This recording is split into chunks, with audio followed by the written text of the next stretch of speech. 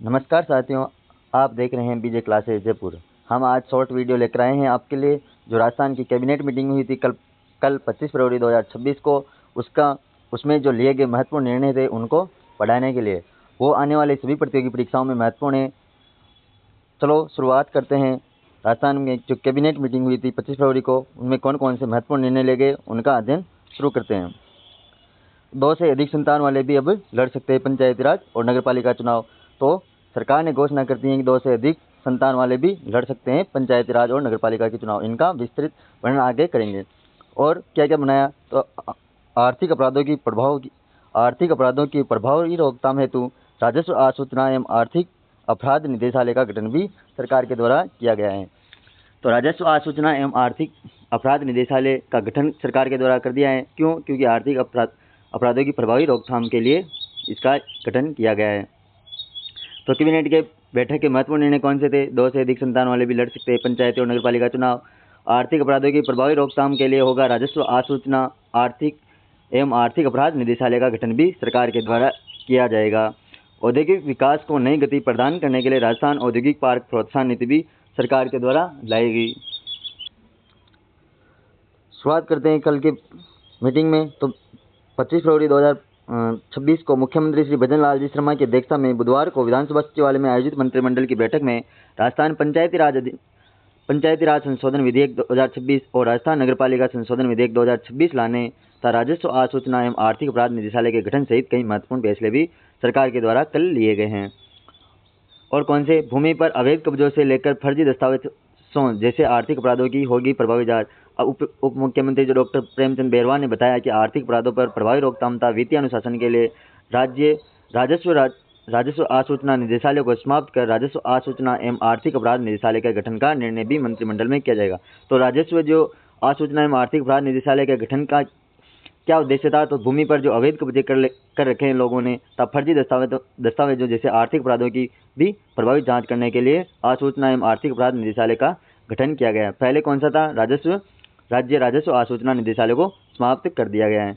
उन्होंने बताया कि इससे रियल एस्टेट में धोखाधड़ी, बैंक बीमा, NBFC एवं शेयर बाजार से जुड़े जो वित्तीय अपराध होते हैं, मल्टी लेवल मार्केटिंग ठगी, झूठा दिवालियापन, फर्जी अगर डॉक्यूमेंट बनाता है, प्लेसमेंट एजेंसी तथा फर्जी दस्तावेजों के माध्यम से नौकरी या प्रवेश से संबंधित मामलों पर शीघ्र अब कार्रवाई हो सकेगी। और सरकारी भूमि पर जो अवैध कब्जा या विक्रय, स्टाम्प तथा पंजीयन अनियमितताएं, फर्जी कंपनियों का गठन कर लिया जाए, सहकारी समितियों में घोटाले जैसे आर्थिक अपराधों पर भी प्रभावी नियंत्रण स्थापित हो सकेगा। किसके माध्यम से? राजस्व आसूचना एवं आर्थिक निदेशालय के माध्यम से।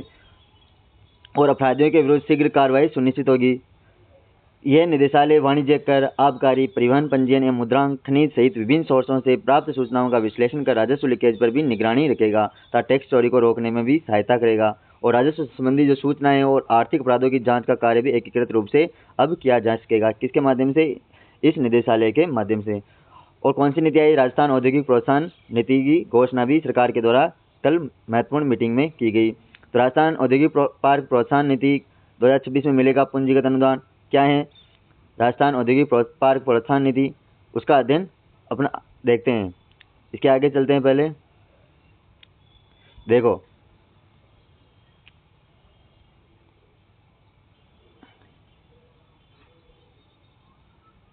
यहाँ पर है ना,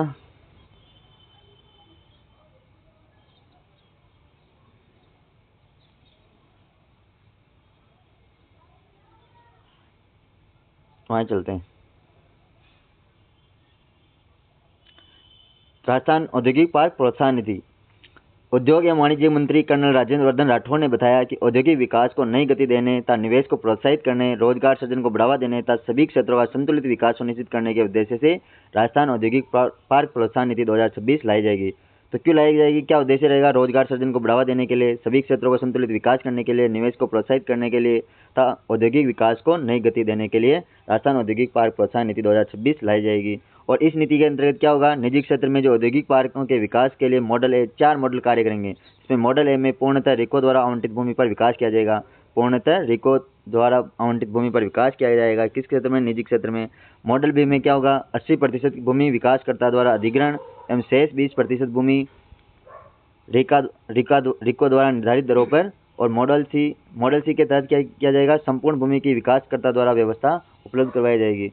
तब मॉडल डी के तहत पीपीपी मॉडल में के माध्यम से पार्क घोषित किए जाएंगे। उन्होंने बताया कि इस नीति के अंतर्गत निजी क्षेत्र में औद्योगिक पार्कों के लिए कम से कम 50 एकड़ क्षेत्रफल तथा न्यूनतम 10 औद्योगिक इकाइयों की स्थापना भी अनिवार्य होगी। कितना क्षेत्रफल, 50 एकड़ क्षेत्रफल की, और न्यूनतम 10 औद्योगिक इकाइयों की स्थापना भी अनिवार्य होगी। राज्य सरकार औद्योगिक पार्क के लिए सामान्य अवसंरचना विकास पर 20% पूंजी अनुदान भी देगी और इसकी अधिकतम सीमा कितने पर, 100 एकड़ तक के पार्क हेतु 20 करोड़ रुपये, 100 से 150 करोड़ हेतु 30 करोड़ रुपये तथा 250 एकड़ से अधिक क्षेत्रफल हेतु 40 करोड़ रुपये की होगी। साथ ही हरित विकास को बढ़ावा देने के लिए भी राजस्थान औद्योगिक पार्क प्रोत्साहन नीति 2026 की घोषणा 25 फरवरी 2026 के जो कैबिनेट निर्णय लिए गए उनमें की गई। सीईटीपी पर व्यय का 50% प्रतिपूर्ति दी जाएगी, जिसमें अधिकतम कितने रुपये, 12.5 करोड़ रुपये प्रति पार्क को दिए जाने का प्रावधान भी रखा गया है। इसका अनुमोदन प्रक्रिया राज निवेश पोर्टल के माध्यम से इसमें सिंगल विंडो प्रणाली द्वारा समयबद्ध एवं पारदर्शी रूप से ऑनलाइन आवेदन भी कर सकते हैं। देश का पहला जिंक पार्क कहाँ पर बनेगा, देश का पहला जिंक पार्क भिलवाड़ा जिले में खानकला में स्थापित होगा, जो रिको के सहयोगी से ही स्थापित होगा। तब भारत का यह पहला इंटीग्रेटेड डाउनस्ट्रीम इंडस्ट्रियल हब बनेगा। तो हिंदुस्तान जिंक और त्रिपुरा ग्रुप के मध्य एमओयू भी इनके मध्य हुआ है। हिंदुस्तान जिंक और त्रिपुरा ग्रुप के मध्य इसके लिए समझौता हुआ है। वरिष्ठ ग्राम विकास अधिकारी पद का भी नया सर्जन कर दिया है कल कैबिनेट की मीटिंग में। वरिष्ठ ग्राम अधिकारी पद का सर्जन, तो ग्राम विकास अधिकारी वीडियो से होगी अब पदोन्नति। इसकी ग्रेड पे कितनी रहेगी, 3600। लेवल कौन सा हो जाएगा, 10। पहले कितना था, लेवल 6 था, तो ग्राम विकास अधिकारी लेवल 6 था और 2400 पे ग्रेड थी। 750 ग्राम विकास अधिकारियों को अब मिलेगा पदोन्नति का अवसर। तो 750 जो ग्राम विकास अधिकारी है उनको वरिष्ठ ग्राम विकास अधिकारी में बदला जाएगा, पदोन्नत किया जाएगा। वरिष्ठ ग्राम विकास अधिकारी के पदों का सर्जन देख लेना। एक महत्वपूर्ण घोषणा यह की गई है, जो कैबिनेट के जो फैसलों में सरकार ने 31 साल पुराने प्रावधान में संशोधन भी किया है। कौन से में, जो नगर पालिका और पंचायती राज में जो 2 से अधिक संतान वाले भी अब पंचायत और निकाय चुनाव लड़ सकते हैं।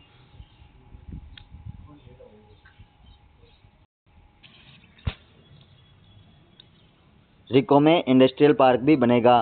तो रिको में उद्योग मंत्री राज्यवर्धन राठौड़ ने बताया कि राजस्थान औद्योगिक पार्क प्रोत्साहन नीति लाई जाएगी, जिसके तहत क्या बनेगा, रिको में इंडस्ट्रियल पार्क बनेगा। और इस क्षेत्र में औद्योगिक पार्कों के लिए 4 मॉडल बनेंगे, जो हमने पढ़ लिए हैं। मॉडल ए में जमीन रिको से आवंटित भूमि पर विकास, मॉडल बी में 80% भूमि विकासकर्ता द्वारा अधिग्रहण और 20% भूमि रिको से निर्धारित दरों पर मिलेगी। और मॉडल सी में पूरी भूमि की विकासकर्ता को व्यवस्था करनी होगी।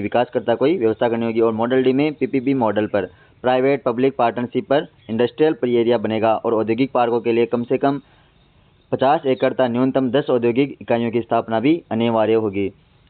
इसके अलावा 5815 करोड़ से राजस्थान मंडपम का भी निर्माण होगा। किससे, राजस्थान मंडपम का निर्माण कितने करोड़ रुपए में, 5815 करोड़ रुपए में। कैबिनेट बैठक में Tonk road B2 bypass 5815 crore रुपए से Rajasthan Mandapam global capability centre कहाँ पर थे, ग्लोबल कैपेबिलिटी सेंटर, तो ये भी जयपुर में है। व अन्य विकास कार्यों के प्रस्ताव में मंजूरी भी दी है। अब प्रोजेक्ट पूर्णतः स्व वित्तपोषित मॉडल पर होगा। इस तरह सरकार पर कोई वित्तीय दायित्व भी अब नहीं रहेगा। और वरिष्ठ ग्राम विकास अधिकारी के पद का भी सर्जन किया है, जो हमने पढ़ लिया है। इसके अलावा यह निर्णय क्यों लिया गया कि सरपंचों में जो पंचायत निकाय और नगर निकाय में जो चुनाव लड़ने वाले हैं वो अब 2 से अधिक बच्चे वाले भी लड़ सकते हैं। तो इसका नियम का क्या औचित्य है, तो इस नियम का जो साल 1995 में पंचायत प्रतिनिधियों के लिए 2 से अधिक संतान होने पर अयोग्यताओं का नियम भी लागू किया था। उद्देश्य क्या था, जनसंख्या नियंत्रण को सामाजिक राजनीतिक स्तर पर प्रोत्साहित करना। नियम लागू होने के बाद कई निर्वाचित प्रतिनिधियों की सदस्यता समाप्त भी हुई थी इसके बाद में। अब बदलाव क्यों किया गया, तो 1991 से 94 के दौरान हमारी जो प्रजनन दर थी कितनी थी, 3.6 थी, जो अब घटकर कितनी रह गई है, 2.0। सरकार का इसमें तर्क क्या रहता है, वर्तमान में लगभग 2% है, रिप्लेसमेंट लेवल के करीब पहुंच गए। सरकार का तर्क क्या कहता है, तो जनसंख्या वृद्धि दर में कमी के बाद की प्रावधान की जरूरत सीमित हो गई है और जनसंख्या वृद्धि के केंद्र शहरी क्षेत्रों में न कि दंडात्मक रूप से चुनावी रूप में यह शर्तें आवश्यक हैं। राजनीतिक असर क्या पड़ेगा इसका, तो ग्रामीण और अर्ध शहरी क्षेत्रों में बड़ी संख्या में संभावित उम्मीदवारों को राहत, स्थानीय निकाय चुनावों में प्रतिस्पर्धा बढ़ सकती है और महिला आरक्षण सीटों पर भी अधिक उम्मीदवार सामने आ सकते हैं और यह निर्णय पंचायत और नगर निकाय चुनावों के लिहाज से बहुत बेहतर ही माना जा रहा है। ये बातें फडली अपने वरिष्ठ ग्राम विकास अधिकारी के पदों के सृजन से संबंधित।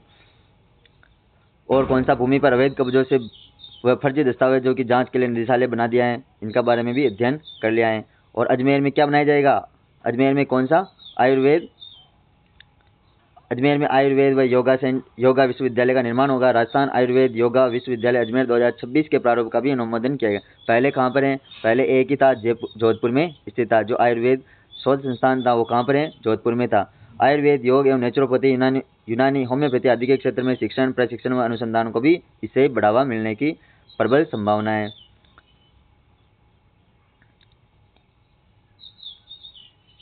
भारत चयन, ये भारत का कार्यक्रम था, भारत चयन इसको जोड़ दिया है, इसको ध्यान रखना। ये आने वाले एग्जामों में बहुत ही महत्वपूर्ण होने वाला है। किसमें बहुत ही महत्वपूर्ण होने वाला है आने वाले एग्जामों में। तो भारत चयन क्या है, भारत चयन AI आर्टिफिशियल इंटेलिजेंस आधारित भारत का अपना बहुभाषी AI मॉडल है। तो भारत का अपना बहुभाषा में बोलने वाला AI मॉडल है। जब जून 2025 में इसे लॉन्च किया गया था। तो भारत का पहला सरकारी बजट से बना अपना स्वदेशी AI मॉडल है। तो आर्टिफिशियल इंटेलिजेंस कृत्रिम बुद्धिमत्ता पर आधारित पहला मॉडल और स्वदेशी मॉडल है। यह भारत की कितनी भाषाओं, 22 भाषाओं को सपोर्ट करता है। यह न केवल लिखे हुए शब्दों टेक्स्ट को समझता है, बल्कि आवाज़ और दस्तावेजों को देखकर भी जानकारी दे सकता है। Thank you. इसी के साथ ये जब कल के जो निर्णय थे वो समाप्त होते हैं।